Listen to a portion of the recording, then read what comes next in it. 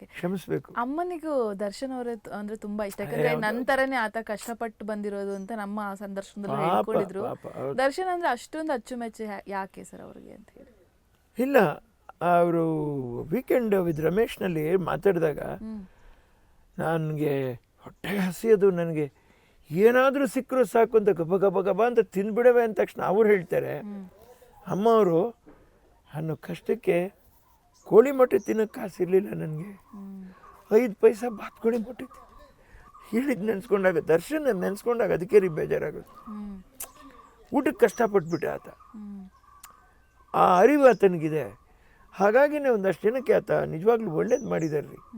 ಈಗ ನೋಡ್ರಿ, ಕಲಾವಿದ್ರ ಮಕ್ಕಳು ಅಥವಾ ಖಳನಾಯಕನ ಪಾತ್ರ ಮಾಡಿರ್ತಾರೆ ಸಿನಿಮಾದಲ್ಲಿ, ಅವ್ರ ಮಕ್ಕಳು ಭವಿಷ್ಯನೂ ಒಂದ್ಸರಿ ಯೋಚನೆ ಮಾಡಿರುವಂಥ ಒಬ್ಬ ಮನುಷ್ಯ ದರ್ಶನ್. ಹಾಗಾಗಿ ಅವ್ರನ್ನೇ ಹಾಕ್ಕೊಂಡು ಸಿನಿಮಾ ನಿರ್ಮಿಸಿದ್ರು ಅವರು. ಈಗ ಬರೀ ನೆಗೆಟಿವ್ ಪಾಯಿಂಟ್ ಆಗಲಿ, ಸರಿ ತಿದ್ದಬೇಕು ಅಂತ ಸರಿ ಹೋಗುತ್ತೆ, ಪಾಸಿಟಿವ್ ಪಾಯಿಂಟ್ ಯಾವುದೂ ಇಲ್ವೇ ಒಬ್ಬ ಮನುಷ್ಯನ ಬಗ್ಗೆ. ಅದು ನಾನು ಯೋಚನೆ ಮಾಡ್ತಾ ಇರೋದು. ಆ ಪ್ರೀತಿ ಆತನಿಗೆ ಹಾಗೇ ಇದೆ, ಎವರ್ಗ್ರೀನು, ಇವತ್ತು ಹಾಗೇನೆ.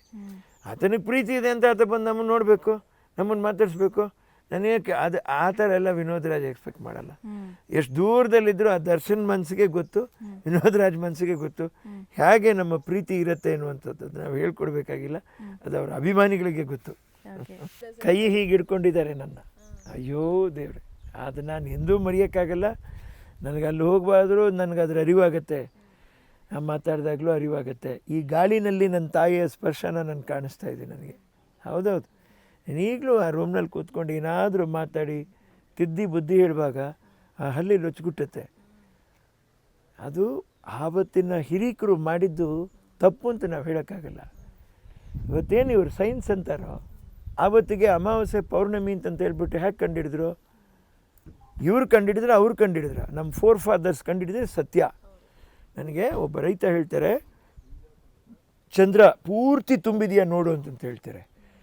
ಪೂರ್ತಿ ತುಂಬಿದರೆ ಇದು ಪೌರ್ಣಮಿ ಕಣಪ್ಪ ಅಂತ ಹೇಳ್ತಾರೆ. ಅದರಲ್ಲೇ ಆ ಚಂದ್ರ ಒಂದು ಸ್ವಲ್ಪ ಪೌರ್ಣಮಿ ನಂತರ ಒಂದು 2ನೇ ದಿವಸ 3ನೇ ದಿವಸ ಆದಾಗ ಚೂರು ಹಿಂಗೆ ಕಟ್ಟಾಗಿರುತ್ತೆ, ಅಲ್ಲಿ ಪೌರ್ಣಮಿಯಾಗಿ 3 ದಿವಸ ಆಗಿದೆ ಅಂತ ಲೆಕ್ಕ ಇಟ್ಕೊಂಡು. ಅರ್ಧ ಚಂದ್ರ ಬಂತ 15 ದಿವಸ, 11 ದಿವಸದಿಂದ 15 ದಿವಸ ಆಗಿದೆ ಲೆಕ್ಕ ಇಟ್ಕೋ. ಇದೇ ಲೆಕ್ಕಾಚಾರ. ದಿನಗಳನ್ನ ಲೆಕ್ಕ ಮಾಡಿದ್ರೆ ಆ ಕಾಲಕ್ಕೆ ಪೂರ್ತಿ ಮುಚ್ಚೋಯ್ತು. ಒಂದು ಚೂರು ಇದೆಯಾ, ಅಮಾವಾಸ್ಯೆಗೆ 1 ದಿವಸ ಬಾಕಿ ಇದೆ ನೋಡ್ಕೊ, ಅವಾಗ ಪಂಚಾಂಗ ನೋಡಿ ಗೊತ್ತಾಗತ್ತೆ. ಇವರಿಗೆಲ್ಲ ಯಾರು ಹೇಳ್ಕೊಟ್ರು?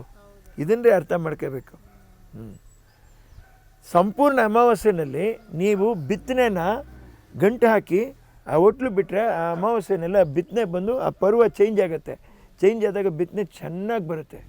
ಮಧ್ಯದಲ್ಲಿ ಬಿಡಬಾರ್ದು ಅಂತಾರೆ, ಯಾಕಂದರೆ ಅಮಾವಾಸ್ಯೆಗೆ ಅಷ್ಟು ಪವರ್ ಇದೆ.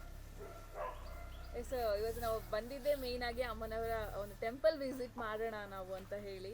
ನಾನು ಆಗಲೇ ಹೇಳ್ದಂಗೆ ಒಂದು ಒಳ್ಳೆ ಅನುಭವ ಸರ್. ಎಗೇನ್ ಬರುವಂತ ಒಂದು ಆಸೆ ಕೂಡ ಇದೆ. 100% ನೆನಪಾದಾಗೆಲ್ಲ ನಾವೆಲ್ಲರೂ ಬರ್ತೀವಿ.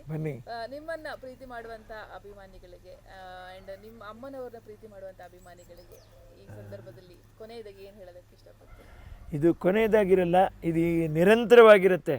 ಯಾರಿಗೂ ಯಾವುದು ಕೊನೆ ಆಗಬಾರ್ದು. ನಿರಂತರವಾಗಿ ನೀವು ಬರ್ತಾಯಿರಿ, ನಾವು ನಿಮ್ಮನ್ನು ಮಾತಾಡಿಸ್ತಾ ಇರ್ತೀವಿ.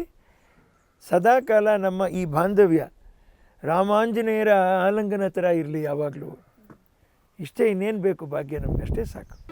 ಜಿ ಕನ್ನಡ ನ್ಯೂಸ್ ಈಗ ನಿಮ್ಮ ಮನೆಯಲ್ಲೇ ನೋಡಿ. ಎಲ್ಲ ಕೇಬಲ್ಗಳಲ್ಲಿ ಈಗ ಲಭ್ಯ.